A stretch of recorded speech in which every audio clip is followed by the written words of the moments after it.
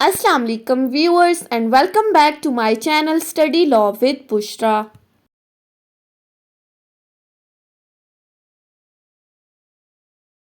So we were discussing Contract Act 1872. We have discussed up till section 39.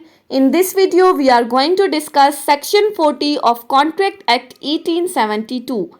But before starting the discussion, I request you all to please subscribe to my channel and don't forget to press the bell icon for latest updates. Do share this video with your friends and don't forget to comment your feedback. So let's move towards the discussion. इसी section के साथ हमारा एक नया topic शुरू हो गया है जो कि डील करता है by whom the contracts must be perform. कौन लोग जो हैं वो कॉन्ट्रैक्ट्स को परफॉर्म कर सकते हैं, और सेक्शन 40 भी यही बात करता है person by whom promise is to be performed, कि वो कौन से ऐसे पर्सन्स हैं जो कि प्रॉमिस को परफॉर्म करेंगे। यानी कि कॉन्ट्रैक्ट करते वक्त जब हमारे पास दो पार्टीज ने आपस में कॉन्ट्रैक्ट किया, दैट इज प्रॉमिसोर एंड प्रॉमिसी। जब इन लोगों ने आपस में कॉन्ट्रैक्ट कर दिया तो प्रॉमिस कौन परफॉर्म करेगा? सो जनरल रूल हमारे पास क्या है सेक्शन 40 के अंदर? Generally promisor is the person who has to perform the promise. Promisor जो है वो कॉन्ट्रैक्ट को परफॉर्म करेगा क्योंकि उसने वादा किया है कोई एक्ट परफॉर्म करने का दूसरी पार्टी के साथ। और इसी तरह सेक्शन 37 अगर आपको याद हो तो सेक्शन 37 के अंदर हमने दो बातों को डिस्कस किया था कि जनरल कॉन्ट्रैक्ट क्या होता है और स्पेशल कॉन्ट्रैक्ट क्या होता है। सेक्शन 37 के जब हम पार्ट बी को डिस्कस कर रहे थे, जहां पर डेथ ऑफ द प्रॉमिसोर की बात की गई थी, तो वहां पर हमने इन जनरल और स्पेशल कॉन्ट्रैक्ट्स को डिटेल में डिस्कस किया था। जनरली हमारे पास जनरल कॉन्ट्रैक्ट क्या है? Which is to be performed by any person. For example A और बी आपस में दो पार्टीज हैं, वो कॉन्ट्रैक्ट करती हैं regarding the delivery of the car. A B को प्रॉमिस करता है 1 अगस्त को कि मैं तुम्हें 10th ऑफ द अगस्त को कार डिलीवर करूंगा और इसके बदले तुम मुझे पैसे दोगे। अब अगर फिक्स डे से पहले 10th अगस्त से पहले अगर तो ए प्रॉमिसोर की डेथ हो जाती है या वो इंसेन हो जाता है या कोई भी सिचुएशन क्रिएट हो जाती है कि now that promisor is unable to perform the contract, he has disabled himself from performing that contract, तो जनरल रूल क्या है? जनरल कॉन्ट्रैक्ट्स के अंदर ए के जो लीगल रिप्रेजेंटेटिव्स हैं, जो प्रॉमिसोर के लीगल रिप्रेजेंटेटिव्स हैं who are competent enough to perform that contract, तो वो लीगल रिप्रेजेंटेटिव्स बाउंड हैं उस कॉन्ट्रैक्ट को परफॉर्म करने के लिए। कॉम्पिटेंसी मस्ट है क्योंकि कॉन्ट्रैक्ट को जब हमने स्टार्ट में स्टडी किया था तो हमने क्या कहा था? Competency criteria is the must. एक वैलिड कॉन्ट्रैक्ट को परफॉर्म करने के लिए पर्सन्स का कॉम्पिटेंट होना जरूरी है। सो जनरल कॉन्ट्रैक्ट के अंदर अगर प्रॉमिस और कॉन्ट्रैक्ट परफॉर्म नहीं कर सकता, उसकी डेथ के केस में उसके लीगल रिप्रेजेंटेटिव्स बाउंड हैं कि वो कॉन्ट्रैक्ट को परफॉर्म करेंगे। While on the other hand, special contract is a contract which involves the special skills and talent of the person. तो जहाँ पर special skills और talent involved है तो that means कि special contract has to be performed by that special person who has that special skills and talent. For example, ए और B दो parties हैं जो आपस में कॉन्ट्रैक्ट करती हैं। ए इज द पेंटर और वो बी के साथ प्रॉमिस करता है कि मैं तुम्हारे लिए एक पिक्चर पेंट करूंगा। Now painter has that special skills and talent of the painting of a picture. तो अगर यहाँ पर इस पेंटर की डेथ हो जाती है पिक्चर पेंट करने से पहले, इस कॉन्ट्रैक्ट को पूरा करने से पहले इस पेंटर की डेथ हो गई, तो ऐसी सूरत में उसके लीगल रिप्रेजेंटेटिव्स कॉम्पिटेंट नहीं है क्योंकि उनके पास वो स्पेशल स्किल्स और टैलेंट नहीं है जो प्रॉमिसोर के पास था पिक्चर पेंट करने के हवाले से।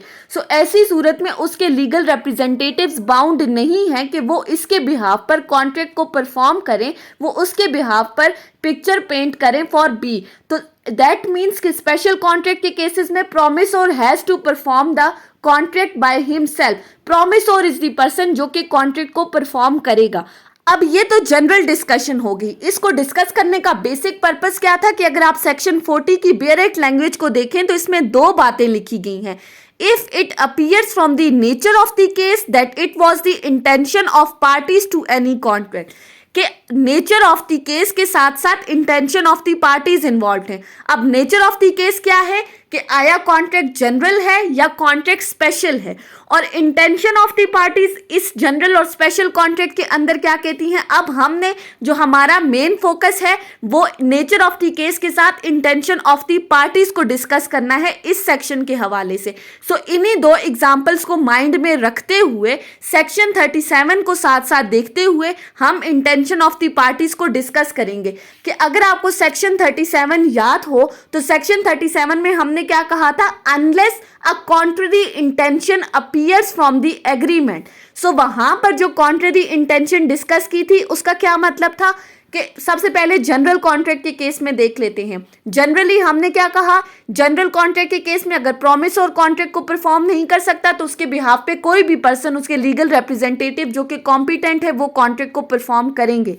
लेकिन अगर इसी जनरल कॉन्ट्रैक्ट को करते वक्त उस कॉन्ट्रैक्ट की टर्म्स एंड कंडीशंस के अंदर पार्टीज ने ये चीज मेंशन कर दी कि in case of the death of the promisor, अगर तो प्रोमिसोर की डेथ हो जाती है तो उसके बिहाफ पे कोई भी पर्सन इस कॉन्ट्रैक्ट को परफॉर्म नहीं करेगा। No one will be held responsible after the death of the promisor. So जहां पर इंटेंशन ऑफ द पार्टीज क्या थी कि उन्होंने ऑलरेडी अपने कॉन्ट्रैक्ट में ये चीज मेंशन कर दी कि उसकी डेथ के बाद इस कॉन्ट्रैक्ट को कोई भी परफॉर्म नहीं करेगा, तो वहां पर लीगल रिप्रेजेंटेटिव्स बाउंड नहीं है उस कॉन्ट्रैक्ट को परफॉर्म करने के लिए। अब आप वही कार वाली एग्जांपल अपने माइंड में लाएं जो हमने अभी डिस्कस की कि ए ने बी को प्रॉमिस किया था कि मैं तुम्हें कार डिलीवर करूंगा। अब इस कॉन्ट्रैक्ट को करते वक्त अगर उन्होंने अपनी टर्म्स एंड कंडीशन में ये चीज मेंशन कर दी कि मेरी डेथ के बाद कोई भी इस कॉन्ट्रैक्ट को परफॉर्म नहीं करेगा, डिलीवरी ऑफ द कार नहीं होगी, तो वहां पर प्रॉमिस और की डेथ के बाद आप किसी को भी रिस्पॉन्सिबल नहीं ठहरा सकते। इसी तरह स्पेशल कॉन्ट्रैक्ट के अंदर अगर आप उसकी टर्म्स एंड कंडीशन में ये चीज मेंशन कर देते हो कि स्पेशल कॉन्ट्रैक्ट को कौन परफॉर्म करेगा, तो फिर अगर intention of the parties contract के अंदर कुछ बता रही है तो फिर वो इंटेंशन ऑफ द पार्टीज जो है वो एप्लीकेबल होंगी। अब स्पेशल कॉन्ट्रैक्ट की अगर आप एग्जांपल को याद रखें तो हमने क्या कहा था, ए पेंटर है, उसके पास स्पेशल स्किल्स और टैलेंट्स हैं पिक्चर को पेंट करने की। अगर तो वो अपने कॉन्ट्रैक्ट में ये चीज मेंशन कर देता है कि मेरी डेथ के बाद मेरी वाइफ या मेरा जो सन है जो कि पेंटर हैं, अगर वो मेरी डेथ के बाद इस कॉन्ट्रैक्ट को परफॉर्म करेंगे तो that mean intention of the parties is that now his wife and his son will be held responsible for the performance of that contract। यानी कि ऑलरेडी उन्होंने अपने कॉन्ट्रैक्ट में ये चीज मेंशन कर दी है कि प्रोमिसोर की डेथ के बाद उसके लीगल रिप्रेजेंटेटिव्स में उसका वाइफ और उसका सन जो है वो रिस्पॉन्सिबल होगा। तो ऐसी सूरत में स्पेशल कॉन्ट्रैक्ट की टर्म्स एंड कंडीशंस में अगर उस पर्सन के अलावा किसी पर्सन का नेम मेंशन है, इंटेंशन ऑफ द पार्टीज यही थी कि ये पर्सन अब उस कॉन्ट्रैक्ट को परफॉर्म करेगा, तो फिर वो पर्सन कॉन्ट्रैक्ट को परफॉर्म करेगा। वहां पर जनरल रूल एप्लीकेबल नहीं होगा कि स्पेशल कॉन्ट्रैक्ट में सिर्फ और सिर्फ special person who has that special skills and talents वही कॉन्ट्रैक्ट को परफॉर्म करेगा। सो सेक्शन 40 में हमें दो बातें बताई गई हैं। एक जनरल रूल बताया है कि generally promisor has to perform the contract, but under this section it depends upon the nature of the contract and intention of the parties. Intention of the parties is the main focus in this section. तो ये थी हमारी आज की discussion section 40 of the contract act के ऊपर। I hope कि आपको ये लेक्चर समझ में आया होगा अगर आपने इस वीडियो को अटेंटिवली सुना है तो। अगर आपको ये वीडियो अच्छी लगी है तो इस वीडियो को लाइक करें, कमेंट करें और चैनल को जरूर सब्सक्राइब करें। Thank you so much for watching this video. Till then, अल्लाह हाफिज।